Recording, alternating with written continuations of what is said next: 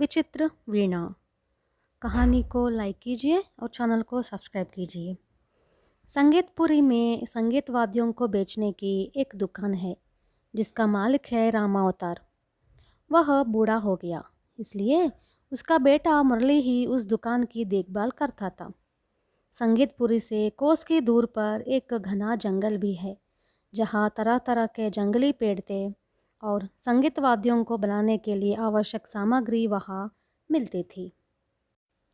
उस राज्य की राजकुमारी चारुलता ने सागबान से बनी एक श्रेष्ठ वीणा खरीदकर ले आने के लिए एक आदमी को उस दुकान में भेजा।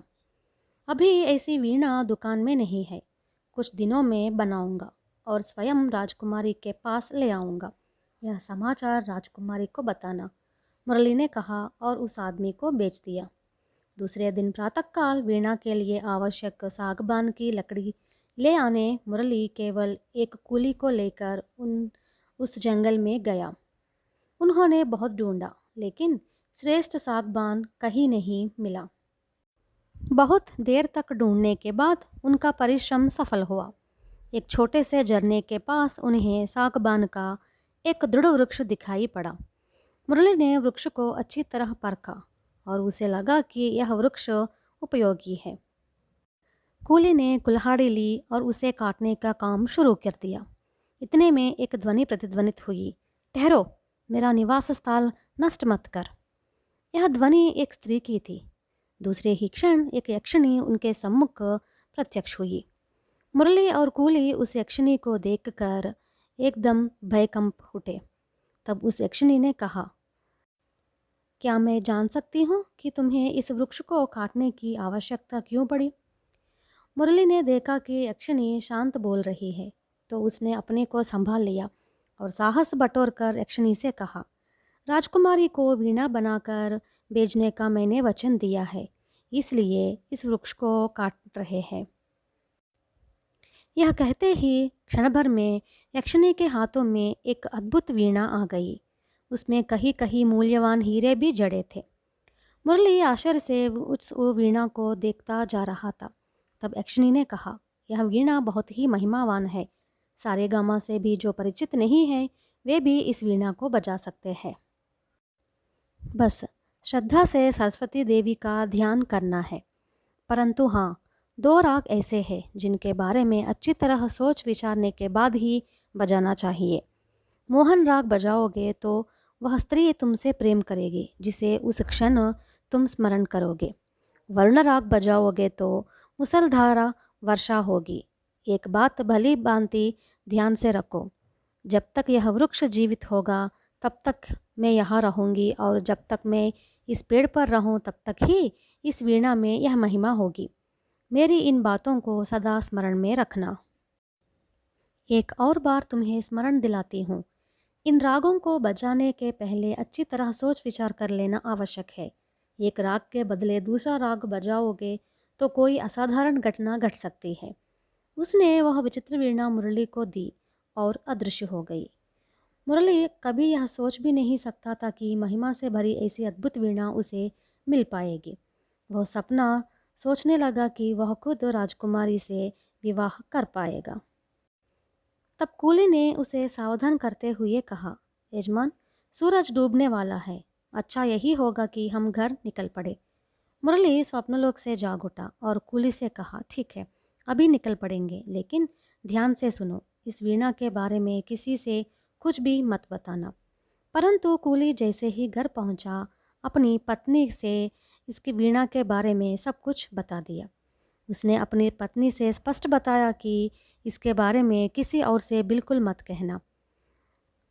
अड़ोस पड़ोस की औरतों को यह रहस्य बताने के लिए उसकी पत्नी उतावली होने लगी। आखिर उसने यह रहस्य उगल दिया और सवेरा होते होते यह रहस्य गांव भर में आग की तरह फैल गया।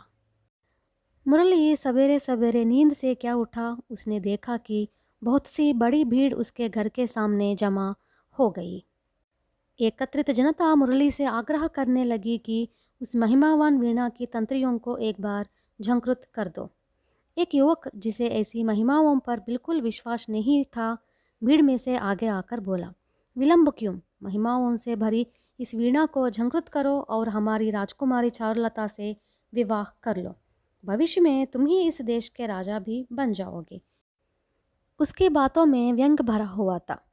उसकी बातों को सच प्रमाणित करने के लिए घर के अंदर जाकर वीणा ले आया, जिसे यक्षिणी ने उसे प्रदान किया था। घर के सामने के चबूतरे पर आसन लगाकर बैठ गया और थोड़ी देर तक आंखें बंद करके सरस्वती देवी का स्मरण किया। जैसे ही प्रार्थना समाप्त हुई, उसने उस राग का मन ही मन मनन किया जिससे राजकुमारी चारुलता उससे प्रेम करे। फिर तंत्रियों पर मृदुलता से अपनी उंगलियां फेरी। जनता ध्यान से एकाग्र होकर वीणा का नाद सुनने में मग्न हो गई। अकस्मात वातावरण में परिवर्तन हुआ। आकाश में घने बादल घिर घिर आए, बिजली कड़की। जनता के साथ साथ मुरली भी घबरा गया। अब मुरली समझ गया कि मुझसे गलती हो गई। मोहन राग के बदले उसने वरुण राग का मन ही मन स्मरण किया, इसलिए वर्षा तीव्र होती गई।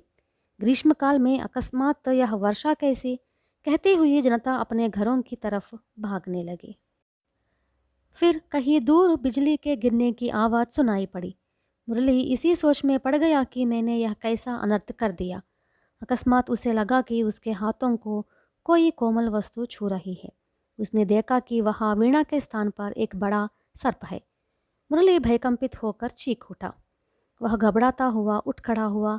सर्प ने अपना फन फैलाया और मुरली को एक बार ध्यान से देखा। तक्षण ही वह सर्प चबूतरे के नीचे उतरा और बड़े वेग से आकाश में उड़ता हुआ अदृश्य हो गया।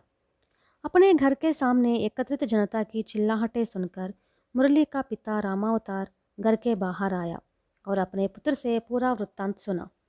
उसने मुरली से कहा, अरे मुरली, तुम्हारा व्यवहार हमारे वृत्ति धर्म के बिल्कुल विरुद्ध है। अभी सही इस अनुभव से लाभ उठाओ और सत्व्यवहार करना। ऐसा काम ना करो जिससे लोग तुम्हारी हंसी उड़ाए।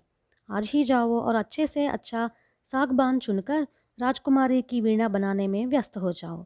यूँ अपने बेटे को उसने सलाह दी। मुरली जब सागबान के लिए उन पहाड़ों में गया तो उसने देखा कि जिस वृक्ष पर यक्षिणी का निवास था वह वृक्ष बिजली के गिरने से जल गया। मुरली ने फिर से एक वृक्ष को ढूंढने में काफ़ी परिश्रम किया। 1 महीने के अंदर राजकुमारी के लिए श्रेष्ठ वीणा बनाई और किले में जाकर उसे समर्पित किया।